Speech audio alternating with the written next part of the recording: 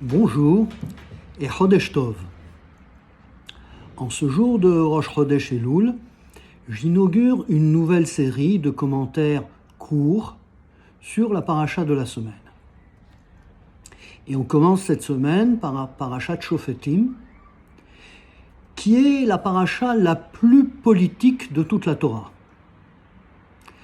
En effet, c'est là que se trouve le passage sur la nomination du roi. Il y a une grande discussion pour savoir si c'est une obligation ou une simple permission. En effet, le texte, et c'est Devarim 17-14, dit « Kitavo el haaretz asher Hashem Elokecha noten lecha ve'amarta asima alay melech » Il y a une difficulté de traduction. Le mot « qui » a plusieurs sens. Entre autres, « si » ou « quand ». Alors, suivant qu'on traduit ce petit mot par « si » ou par « quand », on obtient un sens complètement différent et une position complètement différente par rapport à la royauté. Soit on dit, si vous arrivez sur la terre que l'Éternel, ton Dieu, te donne, et qu'à ce moment-là, tu dis, je voudrais nommer un roi, alors tu peux nommer un roi. C'est une possibilité. Mais si on traduit quand, eh bien, ça nous donne, quand tu viendras sur la terre, que l'Éternel ton Dieu te donne, et tu diras, je veux mettre un roi au-dessus de moi, à ma tête, eh bien, tu mettras un roi. Et à ce moment-là, ça devient une obligation. Déjà dans la Gemara, en Masechet Sanhedrin 20b, il y a une discussion entre Rabbi Yehuda et Rabbi Nehorai. Rabbi Yehuda dit que c'est l'un des 3 commandements qu'ils doivent accomplir lorsqu'ils rentrent sur la terre. Rabbi Nehorai dit non, ce n'est que pour répondre à leurs réclamations. Et les commentateurs sont également partagés. Nachmanide, Ibn Ezra et Abrabanel trouvent que c'est une permission, c'est une concession aux passions humaines. Vous voulez nommer un roi comme tous les autres peuples, alors vous pouvez nommer un roi, mais il y a un certain nombre de conditions à respecter. Maïmonide, lui, dit non, c'est un commandement tout à fait impératif. Quand ça se produit effectivement, plus tard, à l'époque des juges, Samuel le prophète s'irrite de cette demande et leur reproche en des termes assez violents.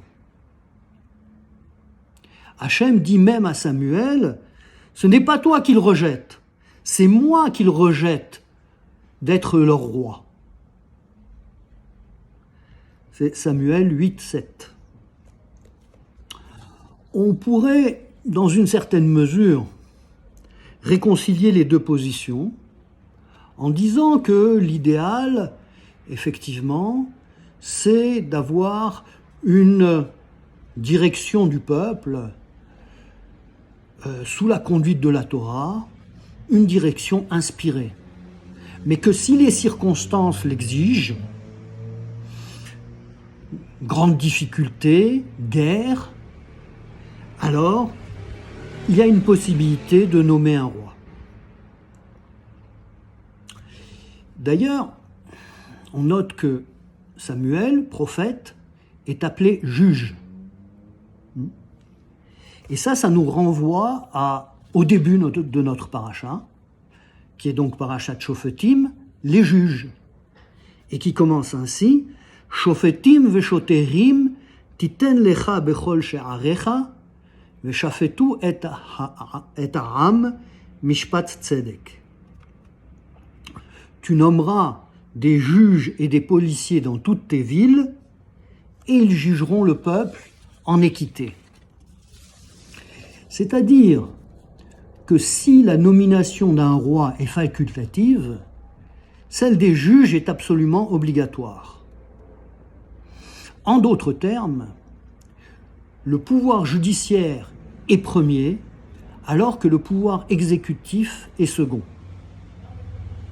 De plus, la police est sous l'autorité du pouvoir judiciaire.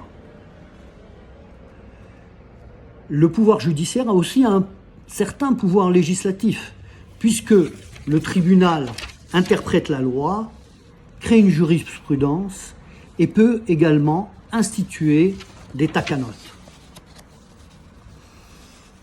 Le roi, d'ailleurs, est lui-même soumis à la loi.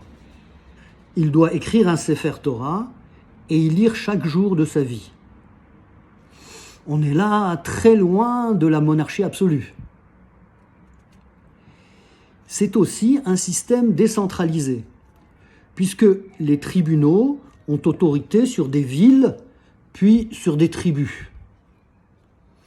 On est loin du centralisme jacobin. La question se pose alors, qu'est-ce qui garantit l'unité nationale? Tout d'abord, le temple, puisqu'on devait aller au temple pour les fêtes et y vivre l'expérience d'être ensemble. Également, le Sanhédrin, tribunal suprême de 71 juges, qui siégeait auprès du temple, recueillait tous les cas compliqués de juridiction qui remontaient effectivement de juridiction en juridiction jusqu'au Sanhédrin. En conclusion, la Torah prévoit un système politique où il y a une espèce de séparation des pouvoirs, bien avant Montesquieu, avec une prééminence donnée au pouvoir judiciaire sur le pouvoir exécutif, un système décentralisé où la cohésion nationale n'est pas incarnée par la personne du roi, mais par le Sanhédrin.